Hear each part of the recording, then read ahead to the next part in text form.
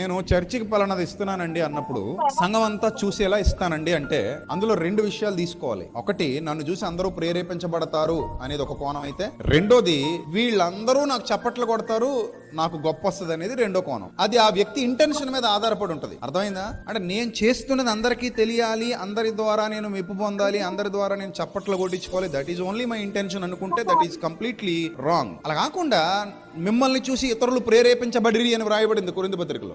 అరే ఇతనే ఎలా చేశాడంటే మనం ఇంకెంత చేయాలరా, ఇతనే ఎలా చేశాడంటే మనం ఇంకెంత కష్టపడాలి, ఇతనే ఎలా ఇచ్చాడంటే మనం ఇంకెంత ఇవ్వాలి, ఇతనే ఎంత పరిచయం చేస్తున్నాడంటే మనం ఇంకెంత అని కొంతమంది ప్రేరేపించబడ్డారట. ఆ ఇంటెన్షన్ అయితే దేవుని ఎదుట ఓకే, నీ ధర్మము ఇతరులకు కనబడుటకు చేయొద్దు అన్నాడు. కానీ కనబడకుండా చేయడం కూడా సాధ్యం కాదు.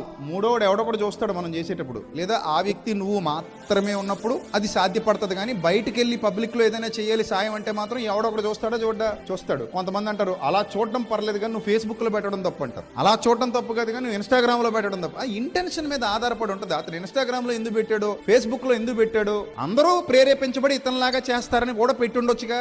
దానికి కూడా నువ్వు తప్పు పడతావా? ఏదో ఒక ప్లేట్ భోజనం పెట్టి నువ్వు ఇన్స్టాగ్రామ్ లో వీడియో పెట్టుకుంటావా అంటే గొప్ప కోసం పెట్టుకున్నారా? నీతో ఏమైనా అన్నారా? కాదు. అది చూసి ఇతరులు కూడా ఏమవుతారు, ప్రేరేపించబడతారు. ఇదిగో మేము ఇలా చేస్తున్నాం కదా, మీరు కూడా చేయండి అని చెప్పడానికి పెట్టి ఉండొచ్చుగా. దాన్ని అలా ఎందుకు పాజిటివ్ గా తీసుకోకూడదు అంటే, మనం చూసేటప్పుడు మనకు నచ్చినట్టు చూస్తాం కానీ దేవుడు మాత్రం అలా కాదు. దేవుడు మన ఇంటెన్షన్